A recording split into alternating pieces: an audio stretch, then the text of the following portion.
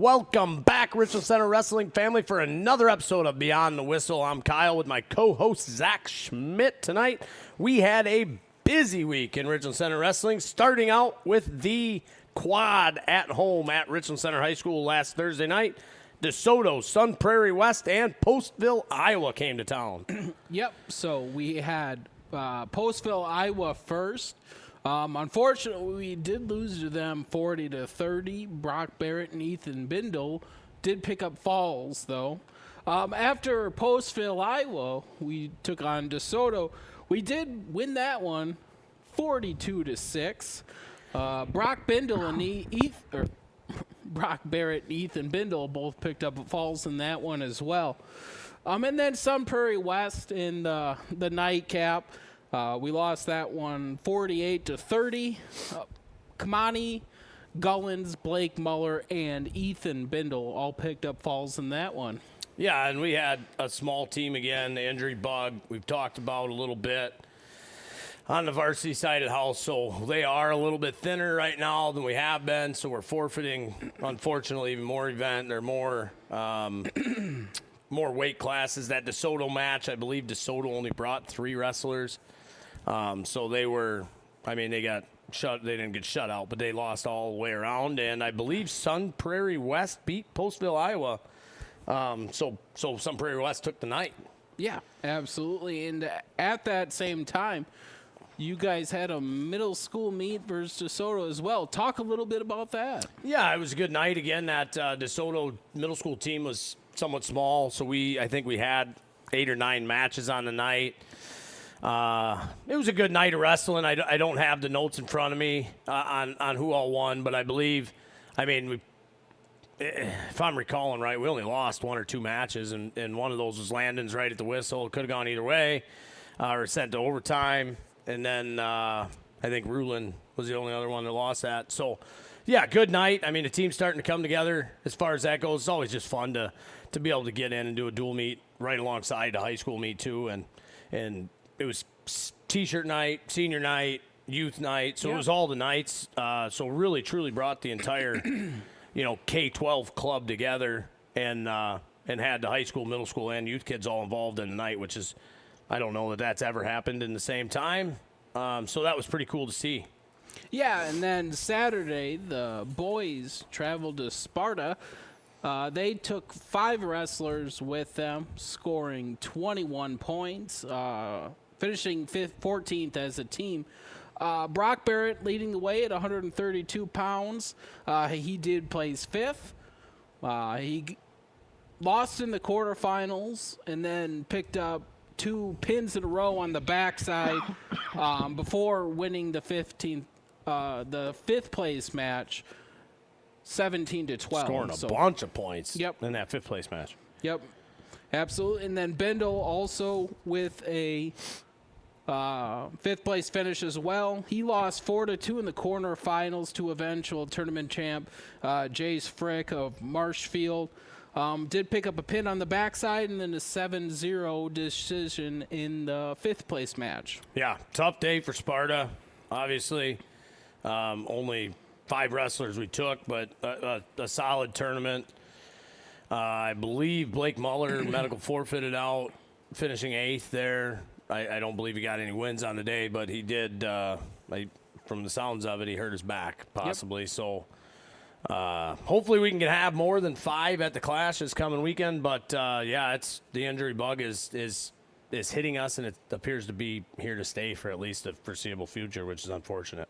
Yeah, absolutely. The girls wrestled in Sparta as well with the boys, I believe, correct? Yep. They took 7 wrestlers, scoring 89.5 team points, finishing 5th as a team. Spieldy leading the way at 100 pounds. She's currently, as of this is being filmed anyways, ranked 13 in state. She finished 2nd place.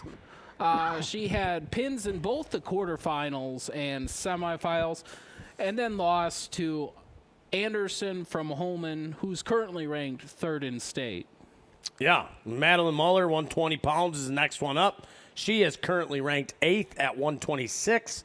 However, she did wrestle 120 this weekend, first time down, for Madeline Muller. She took second place as well. She had pins in the quarters and the semifinals, and then lost in the finals in sudden victory over to not sudden, but just in overtime.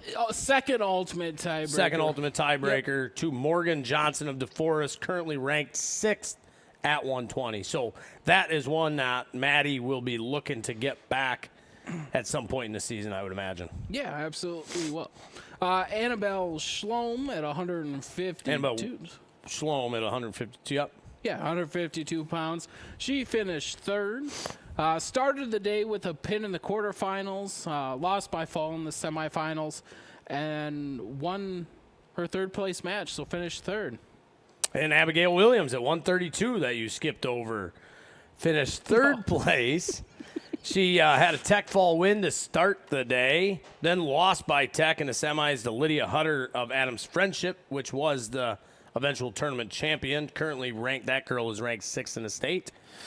And then she won her third place match by fall. There you go. Charlie Bailey finished fourth, won 9-4 in the quarterfinals.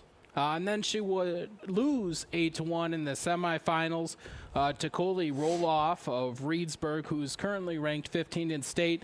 And then, unfortunately, we lose that third place match to finish fourth.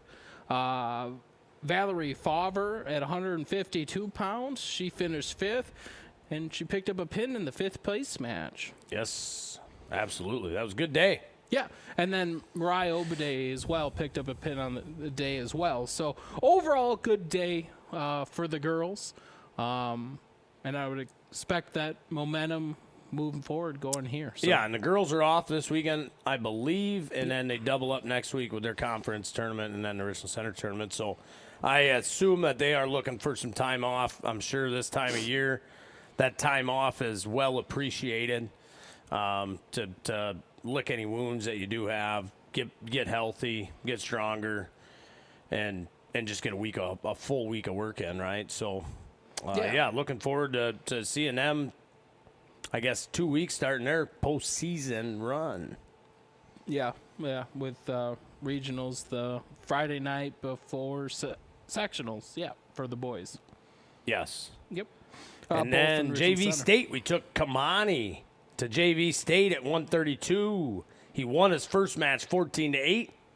Won his second tight match 12-11. And then unfortunately lost his next two matches that put him out of the tournament did not place. Correct. And then over the weekend, we took a couple 8th grade kids down to Indiana, Fort Wayne, for USA Folkstyle Nationals. Cashin Larson, All-American, finishing 6th down there. Won his first match 6-2, lost by tech fall to eventual national champ Josiah Holmes from Illinois. Boy, he was good. Yeah, that kid was the real deal. Remember that name coming through in the next 8 years. Yeah, 7-8 years, and that kid is just put together all the way around, top, bottom, neutral. That kid is an absolute animal. I didn't think there was an 8th grader. An 8th grader that could hit a blast double on Cash, and they almost ran out of mat space. He hit it in the Correct. middle, and they were almost off the mat by the time we came to a skidding halt. Yeah, Jordan Burroughs-esque. Yes, very much so. On the backside, Cashton would pick up a 7-1 and 3-0 win, and then would lose 14-0, and then in the 5th place match, 8-0. But great day for Cashton. Probably Richland Center's first All-American, and who knows, but yeah, quite good day. some time. Good day down there. Obviously, it was, we were running down trying to fight that storm all the way. Like, they were going to get hammered with snow, and so that was on the forefront of our minds. Obviously, cold weather last weekend, but yeah, we got down there. We got down there early. We went right to the venue about 4 o'clock or 4:30. I think we got to the venue. Cash and Landon, we had them warm up, just get some of that.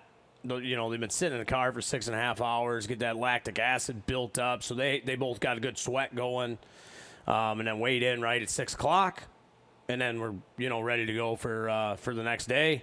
Landon started out his day with a pin down there in the first round, lost by fall to the eventual 5th place finisher from Indiana, and then lost a heartbreaker in that next match, 3-2. Tight match, should have been one that we got.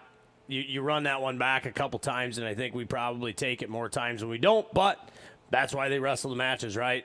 So his day was done as it did not place down there, but the experience for both of those guys, I mean, when they get the opportunity to go to a bi-state or hopefully an individual high school state tournament and get down to a venue like that, it's not all new for them, right? They've been to a place, 20 mats going.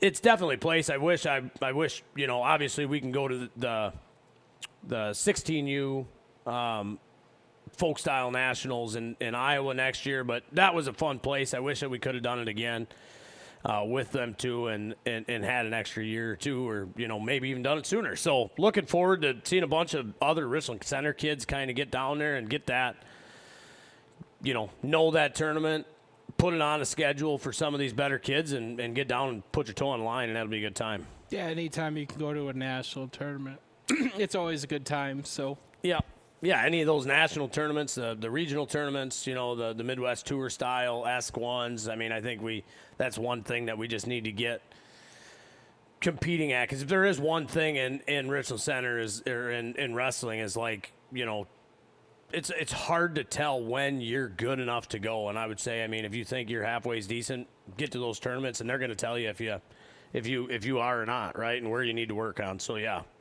absolutely.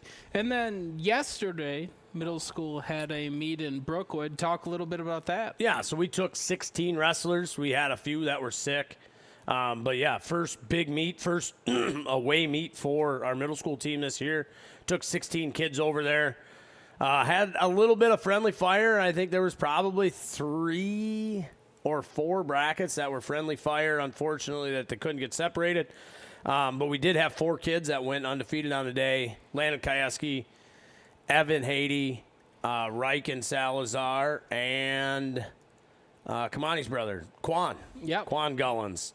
So yeah, good day for them. I mean, there was a lot of good. There was obviously some bad there as well, but yeah, it was a fun time. The team showed up. Like I said, this is the first time the middle school has traveled at all this year. So for a lot of these kids, it's the first time they've ever traveled before. There was probably 2 or 3 kids that asked me that I don't know they've ever been on a bus before yesterday. So they were excited to get over there, and it was a good time, right? So we have another one coming up at Richland Center this Friday night. And then we got 2 weeks left of competing on the middle school side of things, and that'll be a wrap for that. So absolutely, the boys varsity, as we're filming this, had a quad at Ithaca Weston, where it was Richland Center, Ithaca Weston, Hillsborough, and Riverdale. So we'll give coverage on that next week. And then Saturday, they have the SWC SWAL Conference Clash in Richland Center, which is always one of my favorite tournaments of the year. It's always really good. It's always exciting when we get to host it. Hopefully, sneak peek. Hopefully, knock on wood, we got to get this stuff figured out with some of the mics and the cameras, but we are looking at possibly going live if we can get approval to go live for the finals at the Clash on Saturday at Richland Center High School. Yeah, absolutely. Girls off this week, as we alluded to earlier, and then you touched on the middle school having a Friday night tournament at home as well, and then the youth duels on Sunday, where we'll have our 3rd through 5th grade and 6th through 8th grade teams both competing. So we'll have wrestling Friday, Saturday, and Sunday at the high school. So yeah, come on out. I mean, the youth duels is something brand new this year. We've never done it before. We've gone to a few duels. We went down to Dubuque earlier this year. Some of the older kids, we took them to Sarbacher's, around that COVID time frame. And Sarbacher's put on a club duels, which was always a lot of fun. So, yeah, I'm looking forward to Sunday and getting – a bunch of, what do we have? We have 8 teams in the younger division and 7 in the older division? 7 and 7. 7 and 7 currently. Right now. Yep. Yeah, so, I mean, it should be a good day of wrestling. It's going to be a long day of wrestling. We're going to be there for, 4 or 5 hours. But, yeah, looking forward to that. And then the kids just always really enjoy those duels. It's unfortunate that Prairie du Chine's youth tournament same day, but there isn't, unfortunately, on the youth side of the world, there just isn't a good weekend that you can pick that nothing else is around you and close to you. But yeah, Prairie du Chine always puts on a good youth tournament, and it's a bummer that we're not going to, have a bunch of kids over there to support them. But be a very busy week at Richland Center High School this weekend for all the wrestling, middle school, high school. There is a JV. Did you say that the SWAL has the class has a JV portion of that tournament as well? So the JV kids will be going, the varsity kids will be going, and then Sunday the youth duels will be a good time. So yeah, absolutely. So look for us on Saturday. My guess, if I was a betting man right now, the finals would start sometime around 4:00. Obviously, we would hope to be up and running before that. So try to start looking on the Richland Center Wrestling Club's YouTube page at around 3:30, something like that, that we would like to, hopefully we can get up there and at least broadcast the finals, and maybe we'll sneak in some semis in there as well. Yeah, absolutely. And then if you want to stick around Sunday and help in the concession stand, that would be fine. You're looking for some help in the concession stand. You got everything else covered for the weekend? Yeah, for the most part, we do need concession help. Need some concession help, check. Maybe there will be a post made on Sports U for all the parents. I think there's been 6 of them already, but I'm sure there will be some more. But yes, so we look forward to seeing you guys on Saturday on our live stream at the Conference Clash, and then we'll see you back for another episode of Beyond the Whistle next week. Thanks, folks.